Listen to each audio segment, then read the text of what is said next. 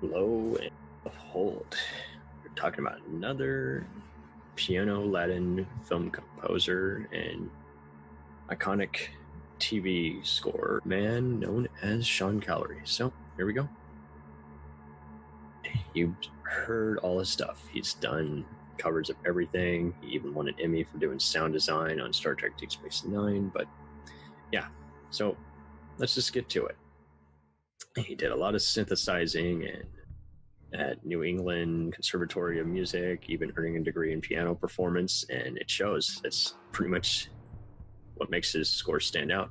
And he's done everything. He did Femme Nikita for USA Network, the UPN show Freedom, campy shows like Sheena, and then pretty much cemented his Emmy win for seasons 2, 5, and 8 of 24. He also scored the TV continuation of that show,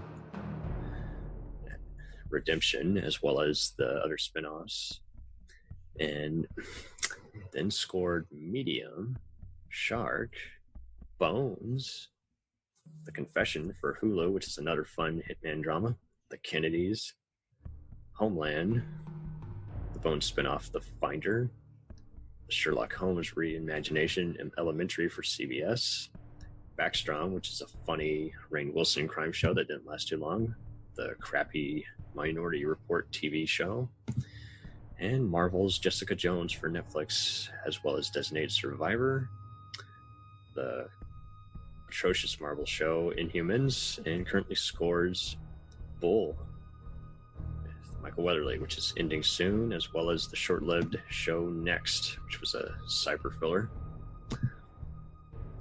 But yeah, he also scored the 24 video game, but his James Bond take, the take on the iconic James Bond score for Everything or Nothing should totally be listened to. You can totally YouTube that bitch and just say, wow, that's great. So a lot of his scores have been released by Verizon, Saraband, and it's just so wild how this Connecticut man is just coming out of the bloom, and you listen to his scores and you're like, man, he should be doing more movies. So he did do an IMAX film, short film, and then followed up with the Mario Van Peebles supernatural serial killer film, Blowback, which is okay. It's not perfect, but fun B-movie outing. He then reunited with the 24 creators for a small-time coming-of-age comedy drama, which basically just dealing with just middle-class guys, pretty much becoming salesmen and working on cars, among other things. And it's just a very positive, feel-good movie. Small time, check it out.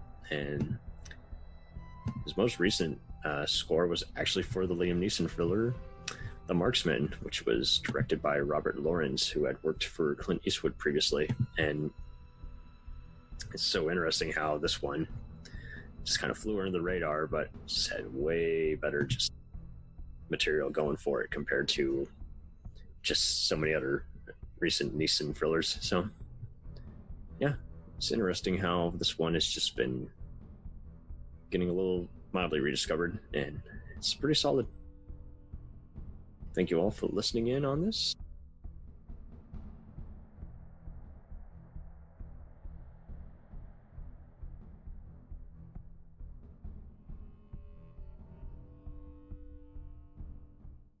We'll return after these messages.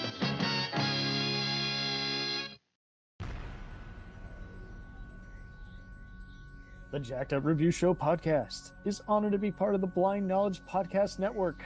Join anytime, talk the talk, and enjoy yourselves. There's something enlightening for everyone with this crowd of cool cats. Check them out.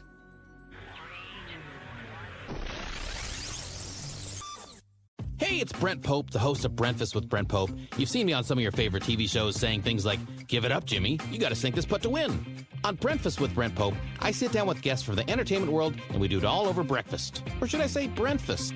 Every week on Breakfast, you get inside Hollywood info and tips, great breakfast recs and foodie debates.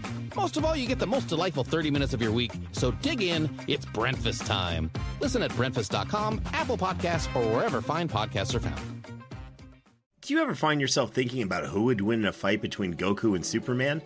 Hi, I'm James Gavsey, and on the Who Would Win show, me and my co-host Ray ignore anything important happening in the outside world and debate fictional battles between characters from comics, movies, and video games. We got a new show every week, and almost always am I the winner. Yeah, not true, Ray. In the past, we've discussed such matches as Captain America versus Darth Vader, Solid Snake versus the Iron Giant, classic matchups like RoboCop versus Terminator, and even the Muppets versus Sesame Street.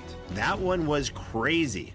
So if you're a fan of geek culture and love a spirited debate, check out the Who Would Win show wherever you get your podcasts, or check us out at whowouldwinshow.com.